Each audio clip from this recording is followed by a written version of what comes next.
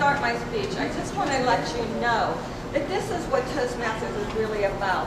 Generally, somebody will give one speech and then they don't give it again.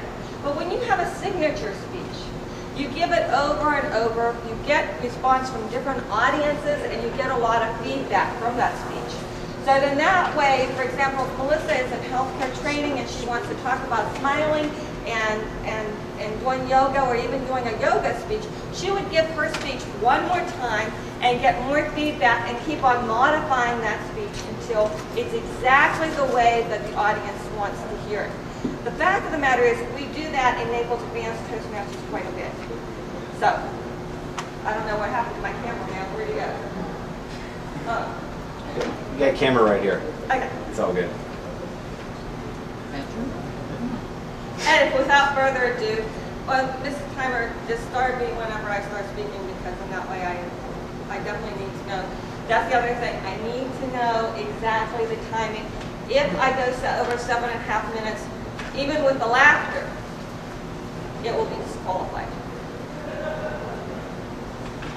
You want to get ahead of me? Anyway.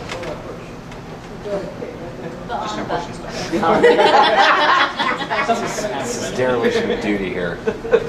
I'm the filmer, damn it. I'm just kidding. I'm kidding.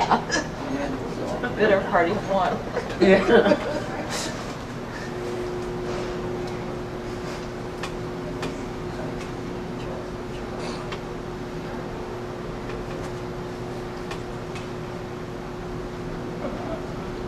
I love my children.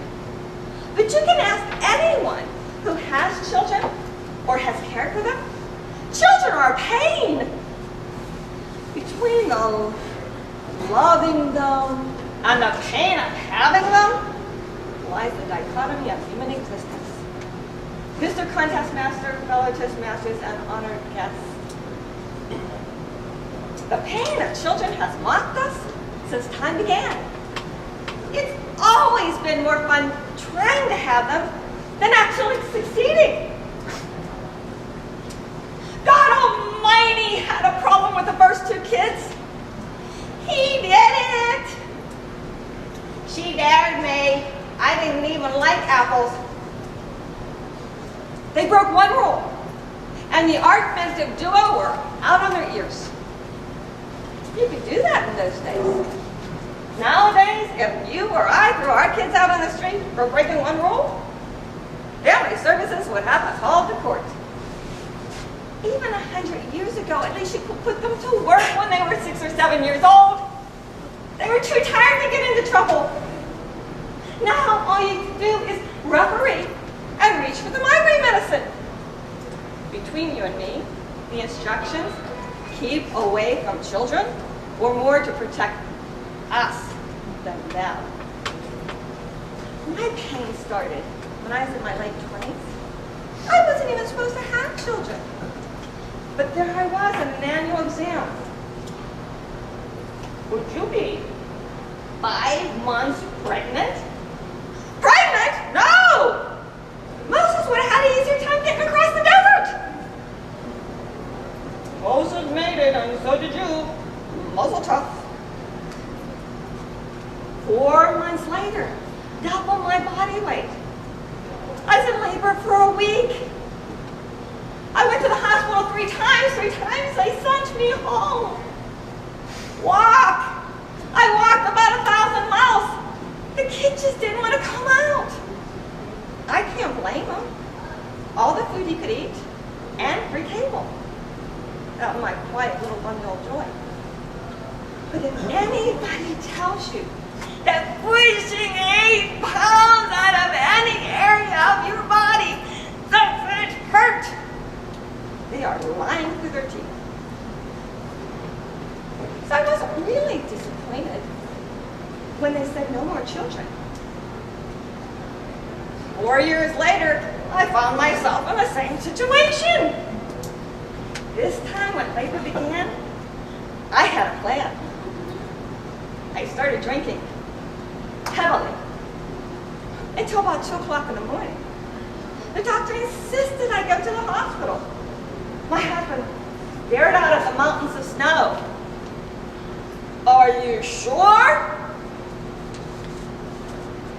As he labored with his anxiety, peering through the snow flurries, inching the way to the hospital, I coached him.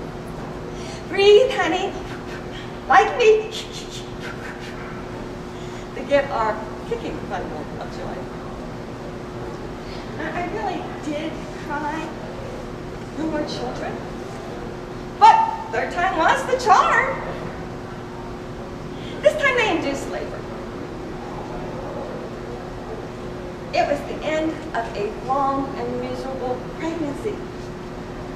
After which I had decided that pregnancy was really a young person's disease. The nurse came in and said, "We can't find his head." "You can't find his head? It was there last month. Look again." Seems like he had turned and the head went into the soup. Now, I had to have a full cesarean section. No bikini kept for me. And as they strapped me to the table, I looked over. "Doc, please, I think I've had as much joy as I can physically bear. Can you fix it so there's no more children?" And she did. But not before I got my kicking bundle of joy. Between you and me, the labor process is called, the birthing process is called labor because it's only the beginning of the work. Now you have to pay for them. $250,000. That's why so many of us drive Fords and not Ferraris.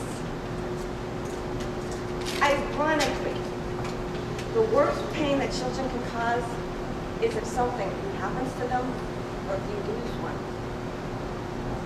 I love the source of my pain. All parents do, don't you? That just got to be some type of masochism. Love, pain, our children, past and future. Heaven help us all.